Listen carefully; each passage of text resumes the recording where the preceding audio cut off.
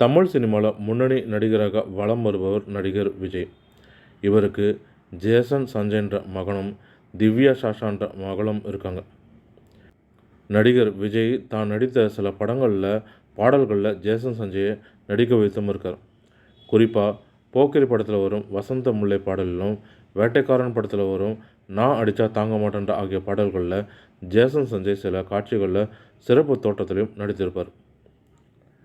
பார்ப்பதற்கு மினி விஜய் போலவே இருக்கும் இவர் தற்போது 24 வயது ஆகிய வாலிபராக வளர்ந்து நிற்கிறார்.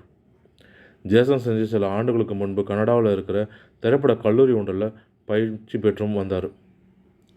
சமீபத்தில் தனது படிப்பை முடித்து கொண்டு இவர் சொந்த ஊருக்கு திரும்பியும் இருக்கார். இதையடுத்து அவர் லைக்கா புரொடக்ஷன் நிறுவனம் சார்பில் ஒரு படத்தை இயக்க இருப்பதாக அதிகாரப்பூர்வ தகவல் கிட்டத்தட்ட பல மாதங்களுக்கு சொல்லப்போனால் ஒரு ஆண்டுக்கு முன்பே வெளியானது. ஆனால் அதன் பிறகு படத்தை பற்றி எந்த தகவல்களும் வெளியாகலை. இதில் யார் நடிக்க போகிறாங்க, கதாநாயகன் கதாநாயகி குறித்த தகவல் எதுவுமே வெளியாகவும் இல்லை. படப்பிடிப்பு எப்போ தொடங்க போகுது, இது போன்ற தகவல் எதுவுமே வெளியாகலை. கிட்டத்தட்ட ஒரு ஆண்டுக்கு மேலே ஆகுது. ஆனால் இப்போது அது குறித்த தகவல் ஒன்றும் வெளியாகியிருக்கு.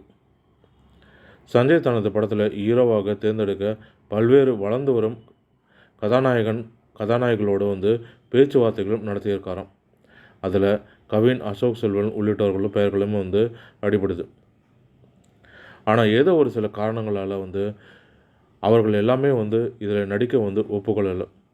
இதனால் இன்னொரு வாரிசு நடிகரிடம் சஞ்சய் சென்றதாகவும் சொல்லப்படுது. அவர் வேறு யாரும் கிடையாது, விக்ரமனுடைய மகன் துரு விக்ரம் தான் சொல்லப்படுது. ஆதித்ய வர்மா படத்தின் மூலமாக கதாநாயகனாக அறிமுகமான இவர் அடுத்ததாக மகான் படத்திலையும் நடித்திருந்தார். தற்போது மாரி செல்வராஜ் இயக்கத்தில் பைசன் படத்திலையுமே இவர் நடித்துட்டு வர்றார்.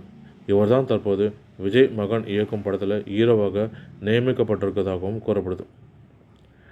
அதே போல் ஜேசன் சஞ்சய் இயக்கும் படத்தில் கதாநாயகியாக நடிக்க இருப்பது ஒரு வாரிசு நடிகை தானும் சொல்லப்படுது. அவர் வேறு யாரும் கிடையாது, இயக்குனர் சங்கருடைய மகள் அதிதி சங்கர் தானும் சொல்லப்படுது.